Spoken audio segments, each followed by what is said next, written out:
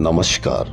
देश की तमाम फटाफट खबरों में आपका स्वागत है। खबरों के लिए आपसे निवेदन की यदि आपने हमारे चैनल को सब्सक्राइब नहीं किया तो कृपया करके आपके अपने चैनल को सब्सक्राइब करना ना भूलें। आप सब्सक्राइब करते हैं तो हमें हिम्मत होती है सही और सच्ची खबरें आप तक पहुंचाने की। तो क्या है आज की बड़ी खबर? जी हाँ, दिल्ली में दिवाली के बाद हवा की गुणवत्ता बेहद खतरनाक स्तर पर पहुंच चुकी है। स्थिति कितनी भयावह है इसका अंदाजा आप इसी बात से लगा सकते हैं कि हवा की खराब गुणवत्ता की वजह से दिल्ली में हर 10 में से 7 परिवार में कोई न कोई सदस्य इसकी वजह से बीमार है। दिल्ली की एयर क्वालिटी को लेकर आए सर्वे में खुलासा हुआ है कि दिल्ली में 69% परिवार ऐसे हैं जिन पर प्रदूषण का सीधा असर दिख रहा है। गुरुवार को दिवाली की रात दिल्ली और एनसीआर के कई इलाकों में हवा की गुणवत्ता यानी एयर क्वालिटी इंडेक्स भी 999 तक पहुंच गया है, जो एक रिकॉर्ड है। दिल्ली की एयर क्वालिटी को लेकर लोकल सर्कल्स नाम की संस्था की रिपोर्ट में हवा की गुणवत्ता को लेकर बड़ा खुलासा हुआ है।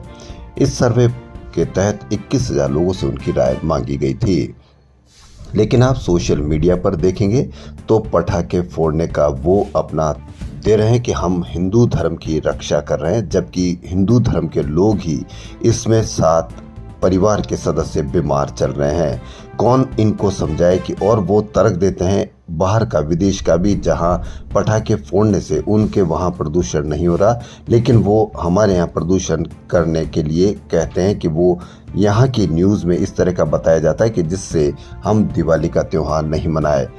ऐसे लोगों को आप क्या कहेंगे कि हमारे घर में बीमार है, हमारी हवा की गुणवत्ता बीमार है, हमारी हवा की गुणवत्ता उस लेवल पर पहुंच चुकी है जिस लेवल पर आप उसका अंदाज़ा लगा लीजिए कि 999, फिर भी हमको धर्म की रक्षा करनी है। प्रधानमंत्री नरेंद्र मोदी के हमले पर प्रतिक्रिया जाहिर करते कांग्रेस अध्यक्ष मल्लिकार्जुन खड़गे ने एनडीए की 100 दिन की योजना को सस्ता पीआर स्टंट बताया। उन्होंने एनडीए सरकार पर शासन करने के लिए झूठ, छल, धोखाधड़ी, लूट और प्रचार पर निर्भर रहने का भी आरोप लगाया। खड़गे ने सोशल मीडिया प्लेटफॉर्म एक्स पर एक पोस्ट में लिखा कि झूठ, छल, कपट, लूट और प्रचार ये 5 विशेषण है जो आपकी सरकार का सबसे अच्छा वर्णन करते हैं। 100 दिवसीय योजना के बारे में आपको ढोल पीटना एक सस्ता पीआर स्टंट था। 16 मई 2024 को आपने यह भी दावा किया था कि आपने 2047 के रोड मैप के लिए 20 लाख से अधिक लोगों से इनपुट लिया था। पीएमओ में दायर आरटीआई ने आपके झूठ को उजागर करते हुए विवरण देने से इनकार कर दिया। भाजपा में बी का मतलब विश्वासघात है, जबकि जे का मतलब जुमला है। उन्होंने पोस्ट में आगे लिखा कि प्रतिवर्ष 2 करोड़ नौकरियों के वादे का क्या हुआ? भारत की बेरोजगारी दर 45 साल के उच्चतम स्तर पर क्यों है? जहां भी मुट्ठी भर नौकरियों के लिए रिक्तियां होती है वहां भगदड़ क्यों देखी जाती है? 7 साल में 70 पेपर लीक का जिम्मेदार कौन? पीएसयू में हिस्सेदारी बेचकर 5 लाख सरकारी नौकरियां किसने छीनी? घरेलू बचत 50 साल के निचले स्तर पर क्यों गिर गई है? अच्छे दिनों का क्या हुआ? रुपया अब तक के सबसे निचले स्तर पर क्यों है? आपकी सरकार ने पिछले 10 वर्षों में 150 लाख करोड़ रुपए से अधिक उधार लिए, यानी प्रत्येक भारतीय पर 1.5 लाख का कर्ज है। आर्थिक असमानता 100 साल के उच्चतम स्तर पर क्यों है? निजी निवेश 20 साल के निचले स्तर पर है। विकसित भारत का क्या हुआ? जो कुछ भी आप बनाने का दावा करते थे वह ताश के पत्तों की तरह ढह रहा है। महाराष्ट्र में शिवाजी की मूर्ति का उद्घाटन आपके द्वारा किया गया। दिल्ली हवाई अड्डे की छत, अयोध्या में राम मंदिर की छत, अटल सेतु में दरारें आ गई, गुजरात में पुल टूटना, जबकि बिहार में नए पुलों का गिरना आम बात है। अनगिनत रेल दुर्घटनाएं हो चुकी, जबकि मंत्री रील पीआर में व्यस्त है। पोस्ट में लिखा कि न खाऊंगा न खाने दूंगा का क्या हुआ? हमारे पास आपके लिए केवल 2 शब्द हैं। जबरन वसूली करके असंवैधानिक चुनावी बॉन्ड के माध्यम से लूट करना भाजपा का सबसे बड़ा वित्तीय अपराध है। मैं देश नहीं झुकने दूंगा का क्या हुआ? सबका साथ, सबका विकास और जय किसान जय जवान का क्या हुआ? 2022 तक किसानों की आय दोगुनी करने का जुमला।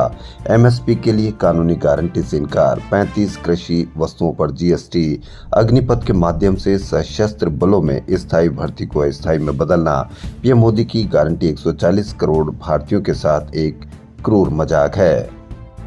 दीपावली को लेकर लोकसभा में नेता प्रतिपक्ष राहुल गांधी का एक खास वीडियो सामने आया। इस वीडियो में कांग्रेस सांसद न सिर्फ मजदूरों से बात करते दिखे, उन्होंने कई कामों में खुद भी हाथ आजमाया। खास बात यह रही कि उनके साथ उनके भांजे रेहान वाड्रा भी नजर आए। राहुल गांधी ने एक्स पर एक शेयर किया, एक दिवाली उनके साथ जिनकी मेहनत से रोशन है भारत। इस वीडियो में राहुल गांधी के साथ उनके भांजे रेहान वाड्रा भी दिख रहे हैं। राहुल गांधी ने कहा कि आमतौर पर जब हम दिवाली मनाते हैं तो हम उन लोगों के बारे में बात नहीं करते जिनकी वजह से हमारे घरों में खुशियां आती है। मैं आज उनसे बात करके उनकी परेशानियां जानना चाहता हूं। मशहूर फैशन डिजाइनर रोहित बल का शुक्रवार को दिल की बीमारी के चलते निधन हो गया। वह 63 साल के थे। रोहित बल पिछले साल से ही दिल की बीमारी से जूझ रहे थे। उसके बाद उन्हें नवंबर 2023 में गुरुग्राम के मेदांता अस्पताल में भर्ती कराया गया था। फिर इन्होंने लंबे समय तक फैशन इंडस्ट्रीज से दूरी बना रखी थी। इसी साल के मध्य में उन्होंने फैशन इंडस्ट्रीज में कमबैक किया। अक्टूबर के दूसरे हफ्ते में उन्होंने दिल्ली में लैक्मे इंडिया फैशन वीक से कमबैक किया था। ये उनकी जिंदगी का आखिरी शो था। बॉलीवुड के किंग शाहरुख खान 2 नवंबर यानी आज अपना 59वां जन्मदिन मना रहे हैं। शाहरुख ने 1992 में डेब्यू किया था। इतने सालों में वो इंडस्ट्रीज पर राज कर रहे हैं। शाहरुख खान अब कई हजार करोड़ की संपत्ति के मालिक हैं, लेकिन एक वक्त ऐसा था जब वो जीवन में संघर्ष कर रहे थे। हमारे चैनल की ओर से शाहरुख खान को बधाई। जी हाँ, जब शाहरुख खान ने गौरी से शादी की थी तो उनके पास रहने के लिए अच्छा घर भी नहीं था। शाहरुख खान अपने कैरियर के शुरुआती दिनों में एक बेहद आम घर में रहते थे जहां उनके पास सोफे भी नहीं थे। इस बात का जिक्र हाल ही में दिए एक इंटरव्यू में एक्ट्रेस विजेता पंडित ने किया। इंडियन एक्सप्रेस को दिए इंटरव्यू में विजेता ने कहा था कि जब वो राजू बन गया जेंटलमैन कर रहे थे, मैं उनके कार्टर रोड वाले घर गई थी। वो एक पुरानी बिल्डिंग में पुराना घर था और वो फर्स्ट फ्लोर पर रहते थे। मैं जतिन और ललित के साथ गई थी और वो मुझे वहां देखकर बहुत खुश थे। उस वक्त उनके घर पर कोई सोफा नहीं था, हम गद्दे पर बैठे थे। वो एक छोटा सा कमरा था और उनकी पत्नी गौरी ने हमें कोल्ड ड्रिंक पिलाई।